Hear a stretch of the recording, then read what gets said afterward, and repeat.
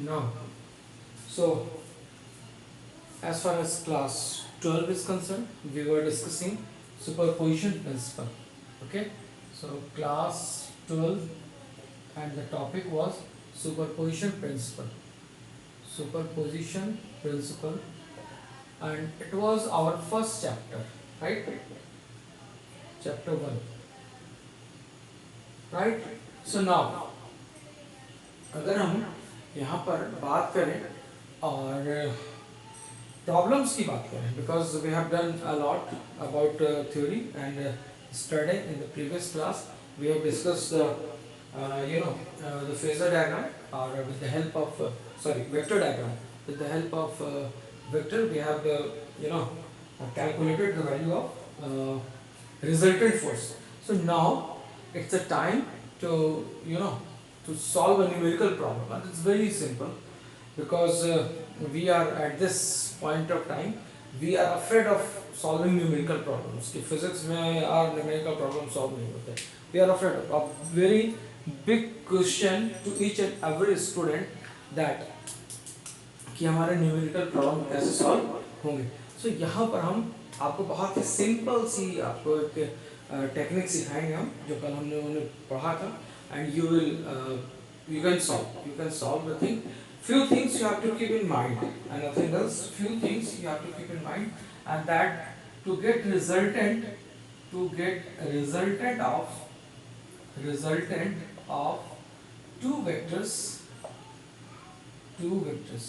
What we have, this r is equal to under root a square plus b square and plus 2ab cos theta, where theta is the angle between a and b vector, a and b. This thing you have to keep in mind, and rest problem will be solved. Now, if we are moving to the question, right? So this is principle. This is the spelling. So this is formula. एक question हम लेते हैं, और हमारा question number 1 है. This is our question number 1, and that is, there is a square. Okay, there is a square of side 1 meter, or 1 centimeter, and at each corner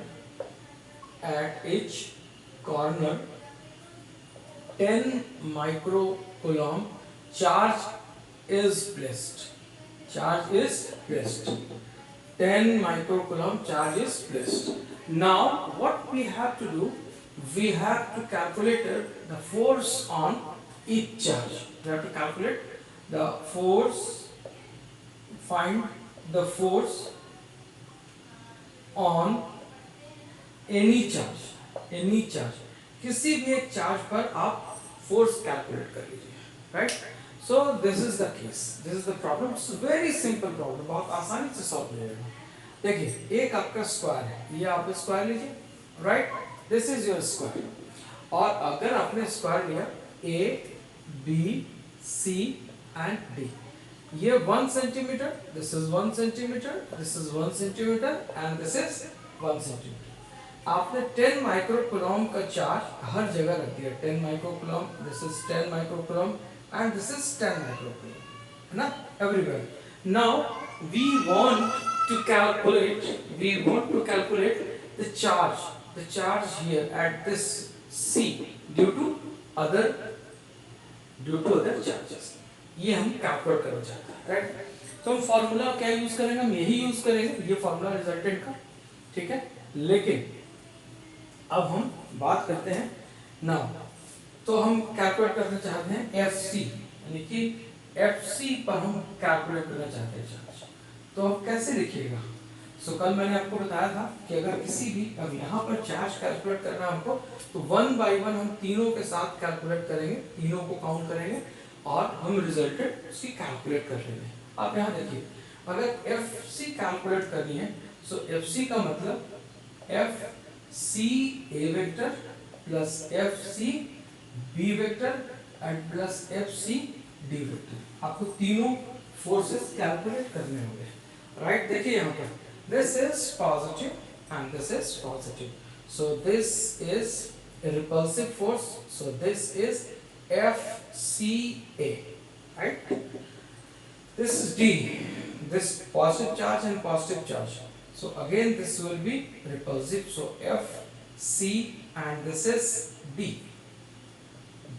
right?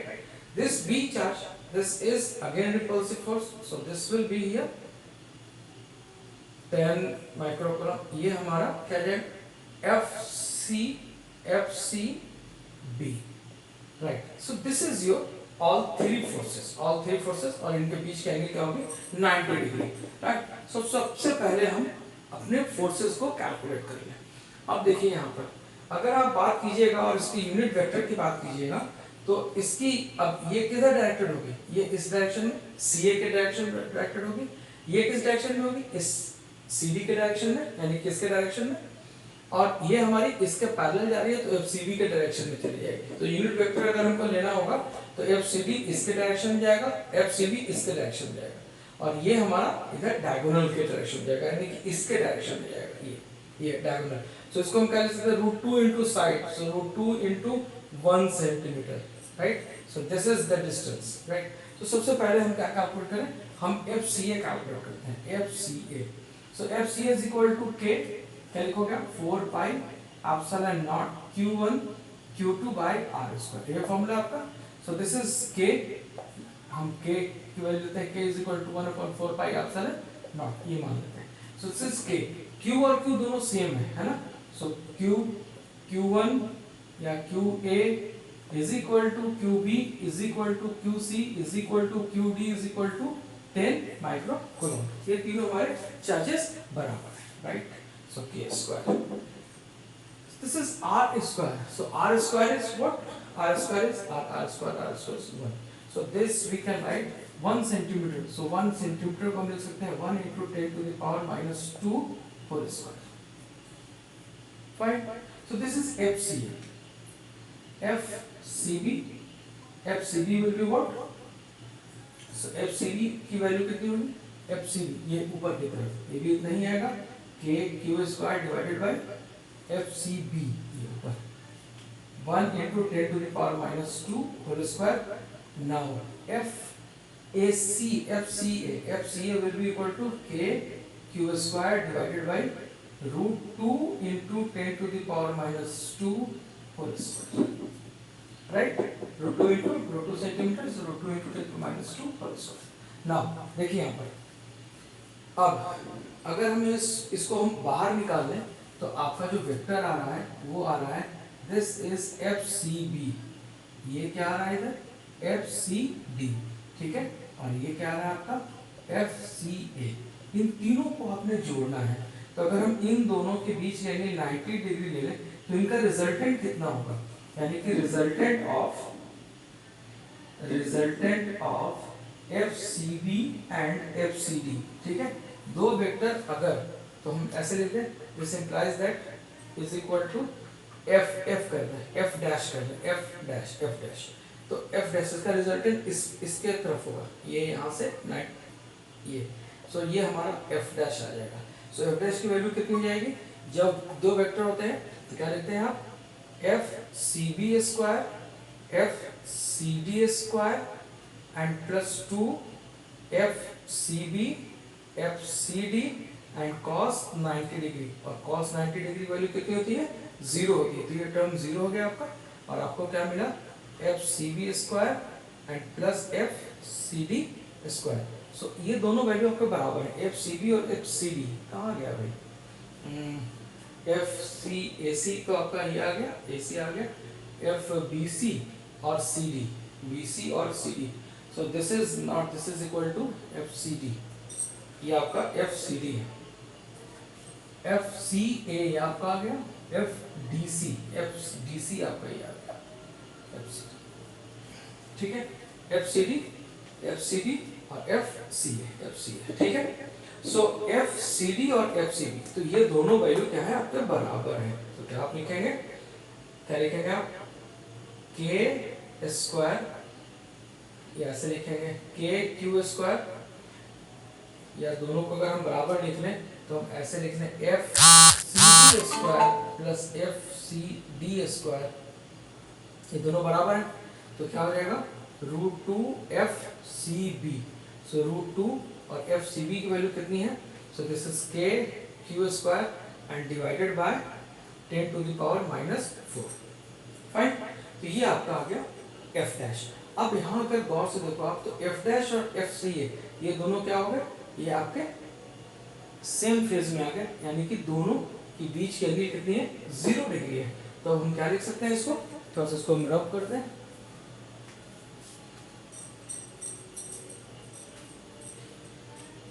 तो देखिए यहाँ हम क्या लिख सकते हैं, अब हम देखें तो हमारा एफ सी जो चाहिए वो चाहिए इन दोनों का रिजल्टेंट, तो एफ बी सी और एफ सी डी का रिजल्टेंट आपने क्या ले लिया, एफ डैश ले लिया।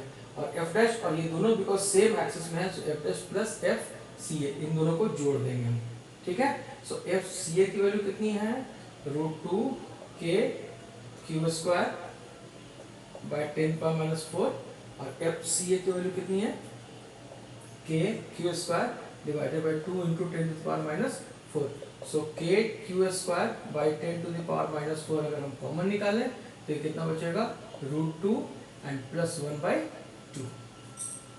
Fine, so this is 9 into 10 to the power 9 and q is 10 square, so 100 into 10 to the power minus 12, ठीक है, divided by 10 to the power minus 4, और इसकी वैल्यू कितनी होगी 1.414 एंड प्लस 0.5, ठीक है।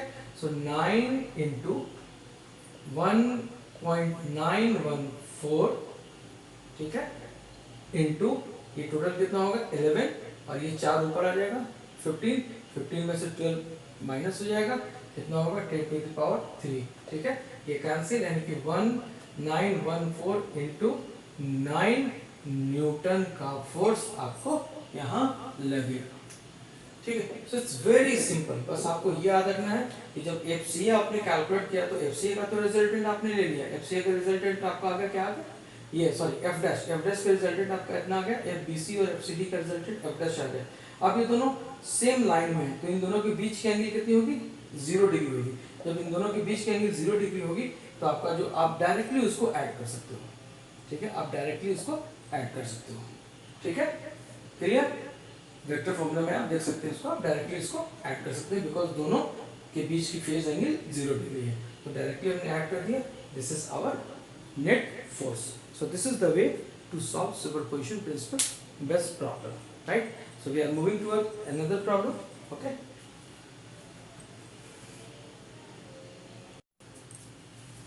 So one more problem we would like to solve on superposition principle, right. Superposition principle पर एक और अगर हम प्रॉब्लम सॉल्व करें, इट्स वेरी इंपॉर्टेंट एंड बहुत कूल प्रॉब्लम है, बड़ा मज़ा आएगा आपको सॉल्व करने में and you will learn, okay. Before that I would like to discuss something with you कि ये दिस इज फॉर रिवीजन, ये आपका रिवीजन का पार्ट है कि अगर r की वैल्यू रिजल्टेंट अगर दो वेक्टर की a square plus b square plus 2ab cos theta है, अगर आपके पास इसकी वैल्यू है, ठीक, तो इस कंडीशन में अगर थीटा की वैल्यू 0 डिग्री होती तब क्या होगा, so theta will be equal to 0, so a square plus b square plus 2ab and cos 0 is 1, cos 0 degree is equal to 1, तो हमारे पास क्या आ जाएगा r is equal to under root a square plus b square plus 2ab, so a plus b whole square and this is square root, so this is a plus b। आसानी से लिख सकते हैं आप, राइट। अगर हमारे को ये फर्स्ट, अगर हम सेकंड की बात करें और थीटा को हम 90 डिग्री करते हैं तो हम r की वैल्यू क्या लेंगे, under root a square plus b square plus 2ab and cos 90 degree, cos 90 की वैल्यू कितनी होती है, cos 90 degree equal to 0, so this r is equal to under root a square plus b square. So keep in mind, यही मैंने last वाले problem में किया था, जब दोनों वेक्टर 90 डिग्री पर थे तो ये रिलेशन इस्तेमाल किया था, और जब दोनों वेक्टर 0 डिग्री पर आ गए तो हमने ये रिलेशन इस्तेमाल किया था, राइट, फाइन, ओके।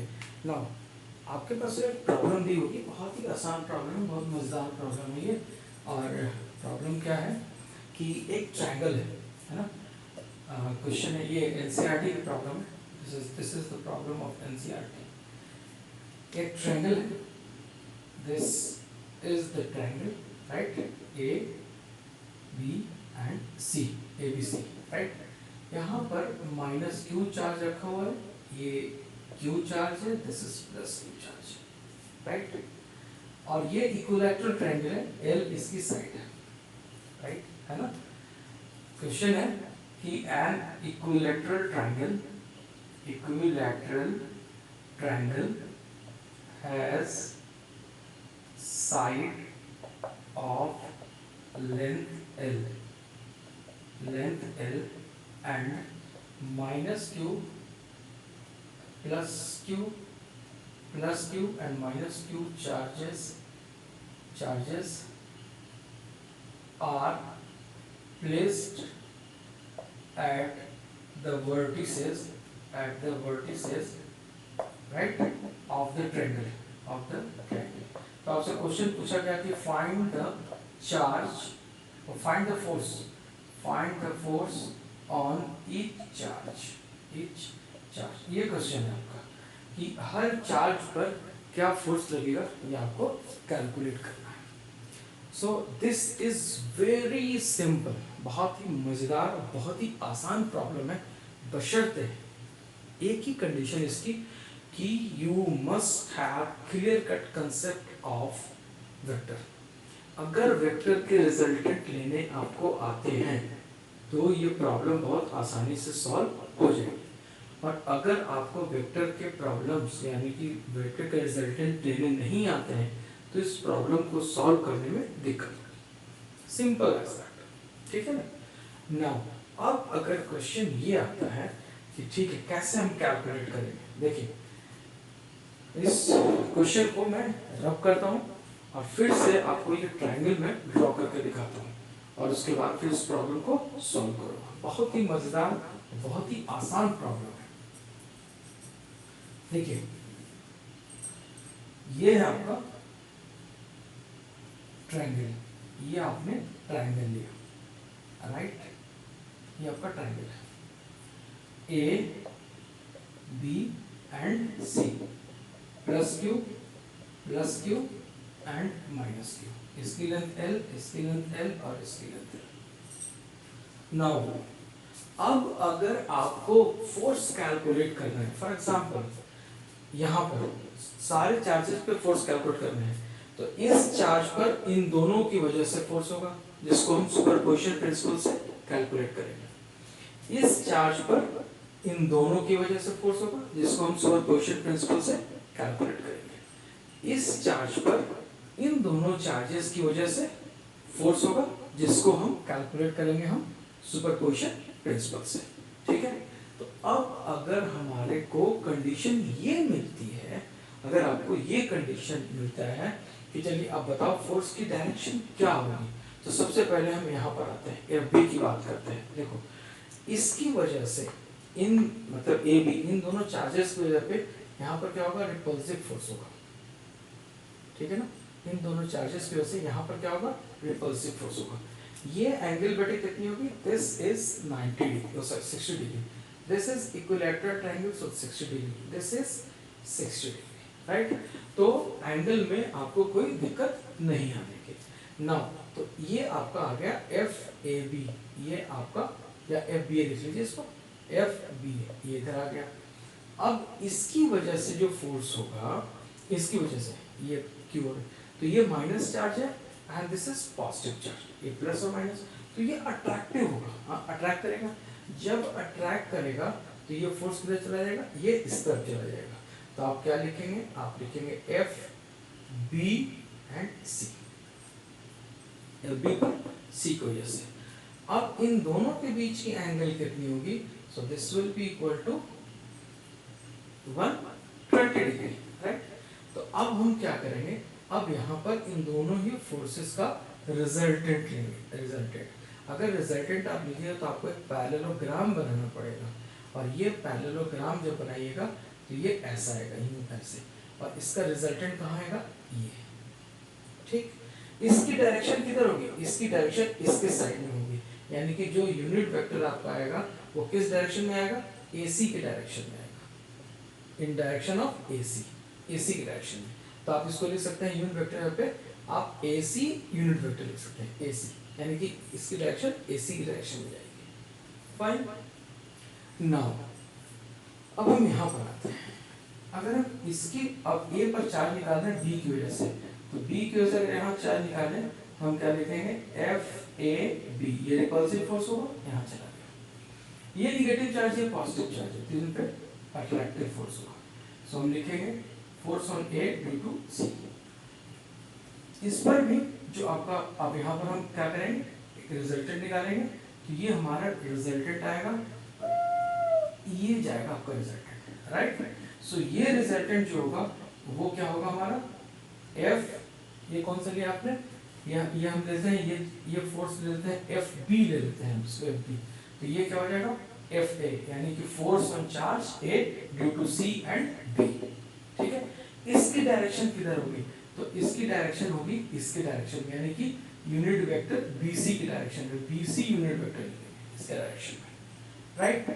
अब हम आइए यहाँ पर आते हैं इस वाले पर, तो ये यहाँ पर क्या है, इन दोनों, अब C पर कैलकुलेट करना है, तो ये क्या हो जाएगा, अट्रैक्टिव फोर्स होगा, तो आप क्या लिखेंगे, दिस इज FCA, और यहाँ पर क्या लेंगे आप, ये भी अट्रैक्टिव फोर्स होगा, तो आप क्या लेंगे FCB। ठीक है, इन दोनों का जब रिजल्टेंट लीजिए, अब यहाँ इनके बीच की एंगल कितनी है, 60 डिग्री। ठीक है, जब आप इसका रिजल्टेंट लीजिएगा तो ये आपको आएगा, ये आपको मिलेगा। ठीक है, तो ये क्या आ गया आपका FC। So FC is the phasor sum of FCB and FCA। Simple, बिल्कुल बढ़िया, कोई डाउट नहीं। ओके, नाउ अब आप FA की वैल्यू कैलकुलेट कीजिए। चलिए FAC की वैल्यू कैलकुलेट करते हैं हम लोग। FAC है ना, FAC नहीं है यहाँ, कहाँ पर है, कोई भी, हाँ FAC यहाँ पर है, FCA FAC। ठीक, अब जितने भी आप फोर्सेस लीजिएगा सबकी अब बात कर लेते हैं। FCA, चलिए 1/4 पाई एप्सिलॉन नॉट, ठीक है, Q² बाय L स्क्वायर, यही तो होगा। और FCA किसके बराबर होगा, FAC FCA के बराबर होगा। ठीक है, FAB के बारे में बात कर लें, FAB या FBA बात कर लें, दोनों इक्वल एंड अपोजिट होंगे, लेकिन इसका अब यहाँ से यहाँ तक अगर ये FBA कैलकुलेट करना है तो ये दोनों चार्ज क्या हो जाएंगे, Q², और लेंथ कितनी जाएगी L, तो क्या लिखेंगे आप, 1/4 pi epsilon not Q² divided by L²। ठीक है, FCA FCB सब कुछ आ गया, FCB भी आ गया आपके पास। FCB की बात करते हैं, FCB FC और B इनके बीच की, तो क्या होगा, 1/4 पाई एप्सिलॉन नॉट Q² और लेंथ कितनी आ जाएगी, ये हम मैग्नीट्यूड ले रहे हैं, मैग्नीट्यूड ले रहे हैं, इसलिए हम ये नेगेटिव साइन को काउंट नहीं कर रहे हैं, बिकॉज ये हमारा मैग्नीट्यूड है। डायरेक्शन के लिए हमने ये सब ले लिया, डायरेक्शन हमने ले लिया। फाइन, आइए अब हम बात करते हैं FB की। चलिए अब हम इंडिविजुअल कैलकुलेट करते चलते हैं। सबसे पहले हम कैलकुलेट करते हैं FA को। चलिए FA को, FA देखिए तो यहाँ पर है, इन दोनों के बीच की एंगल कितनी होगी, this will be equal to 120 degree, right. अच्छा जी, सो क्या लिखेंगे आप लिखेंगे FAC² plus FAB² plus 2FAC FAB and cos 120 degree. cos 120 degree की वैल्यू कितनी होती है, cos 120 डिग्री यानी कि cos 90 plus 30 and cos 90 plus theta is minus sin theta and this is equal to -1/2, तो -1/2 होती है।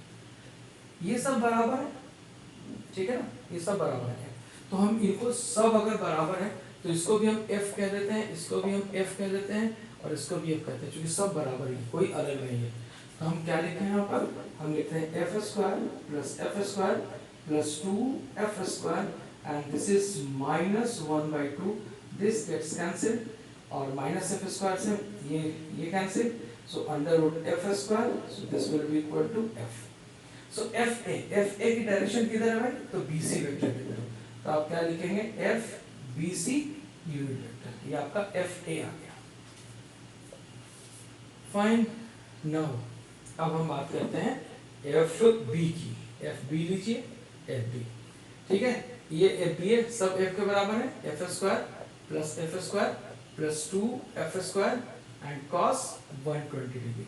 ठीक है, F B A square plus F B C square, ठीक है, plus 2 F B C F B A cos 120 degree. ठीक है, अगर लिखना चाहें मैं लिख दे रहा हूँ F B A square plus F B C square plus 2 B A F B C and cos 120 degree. So this is equal to under root 2f square plus 2f square and minus 1 by 2. It cancel. So this is f square under root. So this is f. तो fb की value आ गई। fb का direction किधर है? ac के तरफ। तो आप क्या लिखेंगे? ac यूनिट वेक्टर की तरफ। तो यानी कि इसका और इसका दोनों का मिल गया आपको, राइट? अब हम इसकी बात करते हैं। आइए हम अब बात करते हैं, तो ये दोनों रब कर दूं, रब कर देता हूं मैं ना। अब हम बात करते हैं एफ सी की, एफ सी कैलकुलेट करते हैं, एफ सी। तो under root F B C square या C B square plus F C A square plus 2 F C B F C A and cos 60 degree. This right, F square plus F square plus 2 f square and cos 60 degree is equal to 1 by 2. 1 by 2. So this gets cancelled. So this is root 3 into f. So अब इसकी direction किधर होगी? तो इसकी direction होगी, देखिए यहाँ पर ये हम एक यूनिट वेक्टर ले लेते हैं। This is unit vector n, ठीक है, और हम इसको लिखेंगे वेयर n यूनिट वेक्टर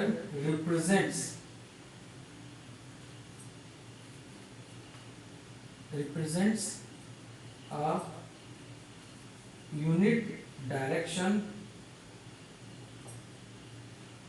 ठीक है, as angle bisector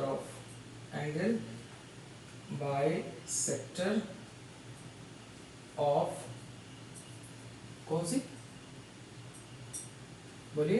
angle A C B.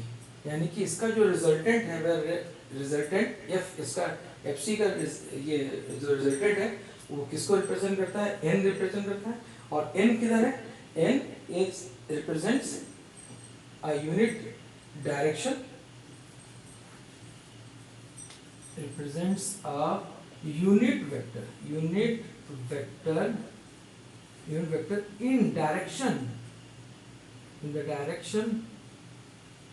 in the direction of angle bisector of angle ACB। यानी कि एंगल ACB की जो एंगल बाइसेक्टर इधर जाएगी उसी डायरेक्शन में हमारा यूनिट वेक्टर भी जाएगा। So this is your complete solution. This is very simple. ऐसे ही हम वेक्टर को यूज कर करके हम प्रॉब्लम को सॉल्व करते जाएंगे। Thank you.